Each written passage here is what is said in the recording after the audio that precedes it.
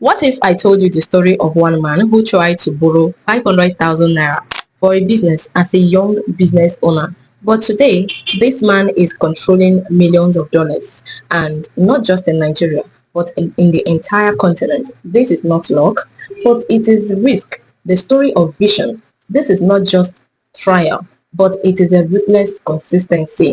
So many people tried, so many people hustle, but at some point they give up. Welcome to the story of Aliko Dangote. Hi guys, my name is Gladys.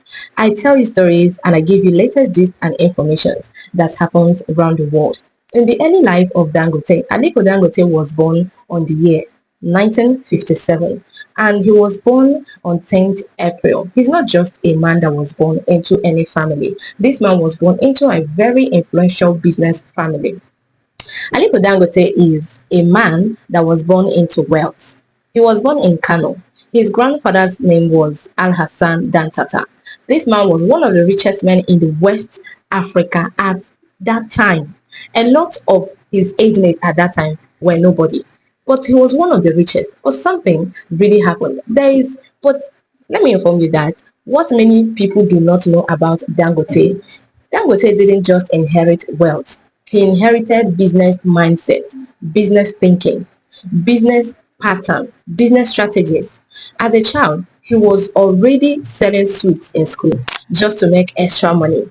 Dangote was one of the people that were hustling right from school. He wasn't just a student or a pupil, sorry, but he was seriously hustling for that money, side hustle. That early hunger for money, profit would later define the entire life of Dangote. I am a fashion designer and I teach ads. I teach you digital marketing. I am also open for running ads for small business and big business owners who want more visibility, potential customers who want to reach out to brands who will patronize your business and also buy your product. Do not hesitate to message me with the number on my profile. And I'm going to message anybody that messages that line and I'm going to reply very well. Dangote studied business in the university has university. This is a university in Egypt. He didn't just study, but he graduated. After graduation, he returned to Nigeria with a very clear goal, which is Dangote was determined to trade, like he came to dominate trade. He got a loan of about 500,000 from his uncle, and at that time, that money became the seed of his empire. So many of you, let me give you a little gist aside what I'm saying. A young guy, was given 17 million naira to travel abroad. What did he do? He spent that money on just drinks, clubbing, and squandering it on women. But a man was given 500,000 by his uncle. What did he do? He turned it into another streams of income. Now, the entire birth of the business of Dangote was in 1977. Dangote founded the Dangote Group, not just starting a business, but he found a group. He started small. He started importing commodities like sugar, rice, and cement. Not just there, he started importing flour. All these things became something that built Dangote to what you think he is today. Dangote had a different mindset from other traders. Instead of just buying and selling, he asked, why not produce those things in Nigeria instead of importing them? That was where the single dream and question came. That particular question changed everything. Dangote started his production. He moved from trading to manufacturing.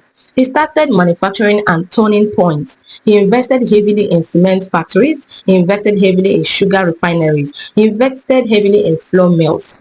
So this is how Dangote stepped out from just being a buyer and a seller into becoming a manufacturer and somebody who owns industry people are working today. Dangote is not just a businessman, but he's a businessman with team, a businessman with vision. Let me inform you that I have a group where I built a brand where people who have visions to do great in business are joining. If you have a business and you don't know the strategies that you can use to advertise that business to people, you don't know the strategies that you can use to produce that business into giving you results, you don't know how to strategize in getting the real clients for that business, join my community today. I have a lot to teach you. You will learn a lot of things, not just being a group member. The company of Dangote Cement became the largest cement producer in Africa, not just Nigeria, but Africa as a whole. Dangote started supplying cement. At the time, Nigeria depended heavily on imports. Dangote built factories that made the country even more sufficient. Like, he started making Nigeria not always going out for importation of cement, but he saw that Nigeria needed that cement. He built that factory not just in Nigeria but in Africa. But let me tell you something. Dangote didn't just play safe. He took risk. He took massive risk that many of you cannot even take today. He borrowed heavily to build factories. He reinvested profits into spending. Like, instead of spending, he reinvested those profits into those businesses he has just built. Dangote focused more on industries people couldn't live without. You cannot live without flour. You can't even live without sugar. You need cement to build your house. Dangote invested in those things that people will be needing even almost on daily basis. The strategy was very, very simple but very powerful. Control essential goods. You see, these things I teach you in my group, I also teach you on my YouTube channel. Controlling the market, he made his untouchable, he made this untouchable impact. He actually made this business made him untouchable and his sector as well, like cement and sugar. Now, Dangote also built a refinery. He invested in a refinery. One of the biggest moves is that Dangote's refinery is now in Lagos, one of the largest oil refineries in the world. That's massive. Why is this very important? Nigeria is an oil producing country, right? But our fuel is expensive. We are one of the people in the world. Nigeria is a blessed country, a country that God gave so many gifts. We are blessed with oil though, and we are oil producing country. But a country where fuel is still sold at a very high price, but we are still getting to survive that. Nigeria is an oil producing country, but choose to import fuel. So you see, Dangote decided to solve that problem.